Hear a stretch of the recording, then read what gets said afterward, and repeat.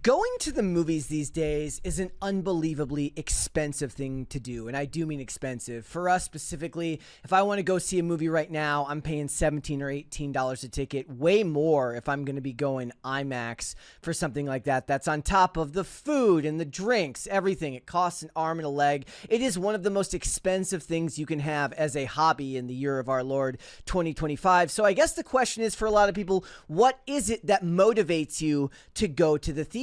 Is it a specific intellectual property? Is it a specific director or actor whose work you just really, really love, so you'll go out and support them no matter what? In today's day and age, it's just not that common for people to really, really love going to the theaters in high numbers. Technology has usurped Hollywood in many ways. A lot of people are going to choose watching streamers and such instead of going out to the theaters. But the question is, what is it that gets you to go out and do it? And that is a question that I'm bringing up because over the weekend, Chris Stuckman, who is a YouTube film critic, a very, very prominent YouTube film critic, to over 2 million subscribers on YouTube, very successful for a very long time, somebody I've watched for a very, very long time. He released his first full-length feature film as a director entitled SHELBY OAKS. This was a movie that he crowdfunded a couple of years ago. He set a goal of $250,000. And the movie ended up making over $1.4 million in crowdfunding, and then he went into production. He got most of it done, and then he needed more. And Neon, the studio, came in and gave him an additional $1 million to finish making his movie. And the point of this segment is to ask you what it is that gets you to the theaters, because I saw this tweet from somebody who was trying to drum up support for people to go and see Stuckman's new movie over the weekend, and it just made me think about the idea that, look, identity politics doesn't sell, and I don't believe that Chris Stuckman actually needs to rely on that, so I'm not accusing him of using it as a selling point for this movie. No, I think that Chris's love of filmmaking is what his selling point is, and I think that there is a unique enough story in being a YouTuber turned Hollywood director that, as long as you're not one of the elitist snobs in Hollywood, it's actually a really, really great story and something that might actually kind of get people out to the box office. So again, he got about $1.4 million in funding. Neon gave him the money and he finished his film. It released this weekend. And there was this post from Discussing Film that was a clip of him talking about that experience, getting that extra money from Neon. It was his promotional material in a way for this film. And then somebody on X made this post. They said, queer filmmaker who escaped a cult, by the way, since a lot of y'all in the quote-unquote community want to diminish his accomplishments simply because he comes from a YouTuber/critic background instead of going the traditional Nepo baby route. Look, there's plenty of directors working in Hollywood right now that are not Nepo babies. There's plenty of actors working in Hollywood right now that are not Nepo babies. Yes, it is an unbelievably incestuous industry, but that's not the only two options that you have when it goes down the rabbit hole here. And I think the funny thing about this was, look, people, a big part of the comments were asking, like, I thought he had a wife and kids. He's got a family. Like, how can he be queer? Depending on how much you care or know about identity politics, you can go down the rabbit hole of what it means to be queer and all of that. But the long and the short of it is, it's not enough, at least in my humble opinion, it is not enough to get people to go out to the movies. And this movie did make money over the weekend. If you take a look here, and that's in spite of very, very middling reviews.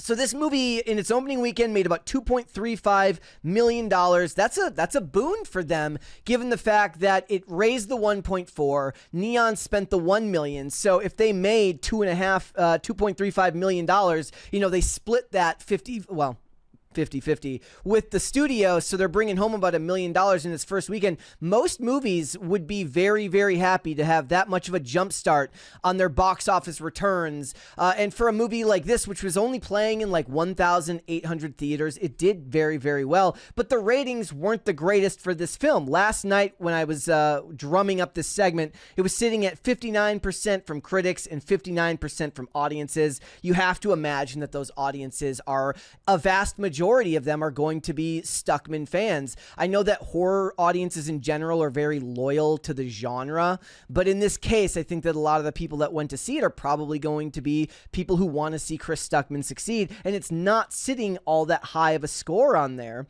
And if you're wondering, you know, while we get into the identity part of it and why I think it doesn't sell, the cult they're talking about is that he grew up Jehovah's Witness. And, you know, make of that comment what you will. Obviously, his family was very religious. He is no longer part of that institution. He has moved on to a different, you know, a different phase in his life. He made a very, very popular video where he talked about leaving, you know, the Jehovah's Witness and all of that. He also talked about in that same video about how he was pansexual, which is where the queer part comes from for them. So the question is, for somebody who loves filmmaking as much as he does, and it really does, you know, shine through when he makes his reviews. One of the biggest criticisms of Chris Stuckman was that once he became a Hollywood filmmaker, he stopped critiquing movies in the traditional way because he said, you know, I know what it's like to make a movie now. I don't want to levy criticism at creators the way I used to. And instead, he's going to talk about movies that he loves and celebrate what he loves about movie making. That is not always going to be the easiest sell when you're a movie critic. You know, he's a personality now, so it's a little bit different. But when you're a movie critic, you've got two types of fans in your audience, right? The one type of your audience is the type of person who's like, they've given up on Hollywood. They're not going to see movies anymore. They find creators and reviewers that they like, and they support their work by watching their content. So they're watching people talk about the movies that are getting made. And excuse me. And the other type of that audience, sorry about the cough, guys. The throat. The other part of that audience is the type of person who is very, very conscientious with their money. And I think this makes up a great majority of the people in the space of like a Jeremy Jahns or a Chris Stuckman. They're conscientious with their money. They've found creators who tend to have taste that they like, and they're going to go to their reviews first to make sure that the movie that they want to go see is worth spending their money on. And well, like I said at the beginning of this video, going to the movies these days, it costs a fortune, especially if you're bringing your wife, if you're bringing your kids. It's not something you can just go into willy-nilly and then find out at the end of it that the movie was absolutely awful. You're just going to feel like you lost out on a bunch of money that you could have saved and used for something else. And in this case, I'm going to go through a couple of these reviews or a couple of these clapbacks to what this person said here because I disagree with them. I don't believe that just being part of a community is enough to get you to support a movie or to support anything. This is something they used to do in the skating industry a lot, and it was something I never personally bought into, even though I understood where it came from as a marketing ploy, which is like the concept of skater-owned, right? So, you know, in an industry, especially in action sports back in the late 90s and early 2000s, like you were fighting the system at all costs. It really leaned in to what it was like to be young and want to be counterculture. So supporting skater-owned businesses was kind of like a middle finger to these large corporations. But the more you got into it, the more you realized like people weren't developing new molds. They weren't breaking, you know, new ground in a lot of ways. They were slapping their logos on products that were coming from the same manufacturing hubs that all of these other big companies were getting from. It was a marketing ploy, and in my opinion, it just never worked on me because what mattered to me was whether it worked or not. Did the wheels core after 4 sessions, or did they actually hold up? That mattered to me, and the same should go true for filmmaking. Is your sexuality enough to sell me on a movie? Is your gender enough to sell me on a movie? It's not in either respect, and I don't think that anyone, whether it be if you're watching this channel and perhaps you lean conservative, I don't think it works that way for conservatives either,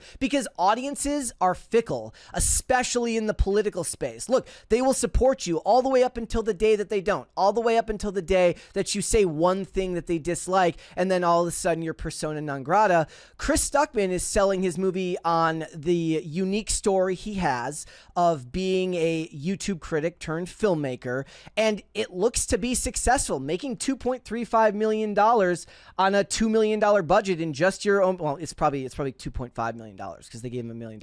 So it's like making a pretty good chunk of that first half in the opening weekend is a very good look. And we're getting into the holiday season, so it's possible that for a movie of this size, it doesn't have steep drop-offs week to week. I have to imagine that a studio like Neon, which got involved, first of all, got great publicity out of all of this stuff and are already looking to make their money back on their investment. And that's a very, very good thing. And most of the critics seem to be in line with my train of thought, right? Which is that his identity, his sexuality, his past is not enough to sell me on a movie.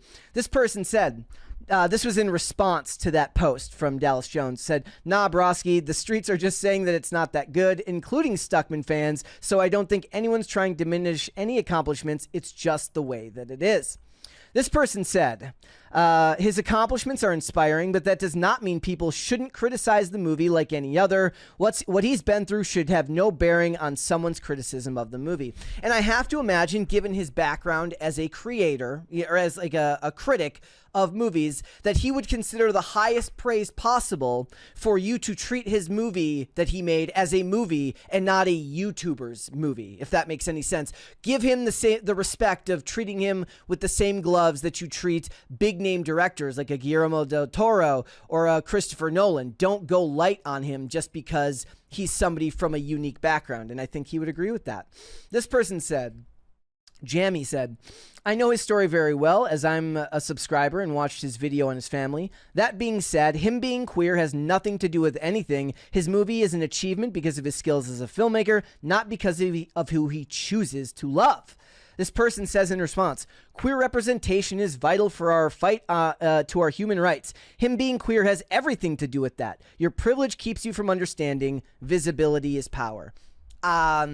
The time is passing on these types of comments having any sort of bearing on society. I think most people understand the absolute hyperbole of what is being said there, and that for the average everyday person, it's not privilege. For the average everyday person, the inability, the lack of funds to be able to go to movies regularly means that you do not have the privilege to support a movie just because the creator is of an identity group that you support. That's absolutely insane in today's day and age. The economy doesn't allow it, and people in general don't allow it. And I think the biggest problem here is that you end up going far, far, far down the rabbit hole when it comes to identity politics, and where you end up is something you really, really don't want to see.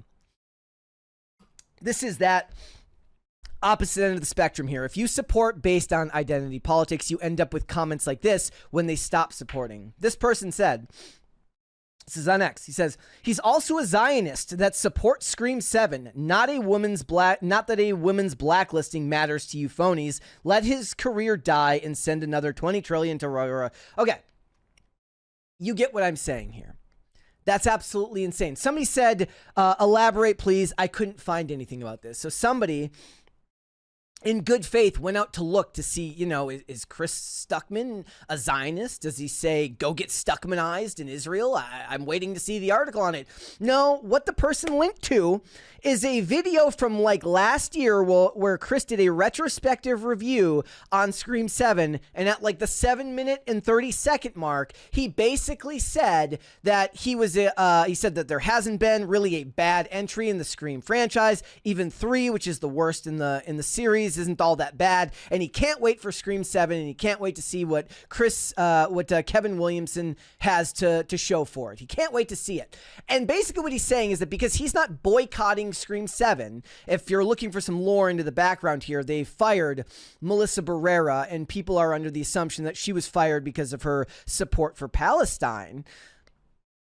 Even if confirmed, basically the point is that if Chris Stuckman isn't willing to set identity politics aside and support a movie franchise that he likes because he's liked the previous entries, that somehow makes him a Zionist. That is absolutely insane. Any rational person who has any modicum of, actual thought in their brain understands that is insane. And I don't think that that's hard for any normal person to understand. But like I said, Chris Stuckman is not selling this movie from everything that I've seen on identity politics. He is selling this movie is being sold on the unique story he has to offer. before, and I think that he's going to make more than his money back on this. It seems to be on a great path forward, despite reviews, and people can only hope that down the line that he makes even better movies, which will lead to larger box office returns and a career in Hollywood. I've always kind of, though Jeremy Jahns is probably my favorite creator as far as movie reviews, I've always liked Stuckman's work because I really felt like his love for filmmaking shined through there. It kind of comes, when I review movies, I always tell people, I'm like, don't use me as some type of gauge because I tend to like them. Like, there's very, very few times where I've gone to the movies and just the act of going to the theaters, that unique experience, isn't enough to leave a good impression on me with some films. There's like a couple. I didn't like The Crow. I really hated The Crow. That was like the one big one. Everything else, I tend to be a lot more lenient on them than other people, but I understood where the criticism came from when talking about his, reluctance to now review movies honestly. I think if your whole job is as a movie reviewer, that's part of your credibility. But make of that critique what you will, say what you will. Let me know down below, guys. Did you go see Shelby Oaks? Is it a movie you're interested in seeing? Certainly the Halloween season is perfect for that, but you'll have to let me know down below. I'm not a huge horror movie fan, never have been. I do love the Scream franchise, which of course we saw in there, but that's part of growing up with the 90s slasher era and that kind of trend in Hollywood. But if you guys don't know what our podcast is, Pop Culture Crisis is live Monday through Friday, 3 p.m. Eastern Standard Time, which is of course noon Pacific. You should come and hang out with us. See you there, guys. Thanks for watching. Listen to full episodes of Pop Culture Crisis on Spotify. Keep up with us on social media and make sure you subscribe and ring that bell so you never miss the show. Bye, guys.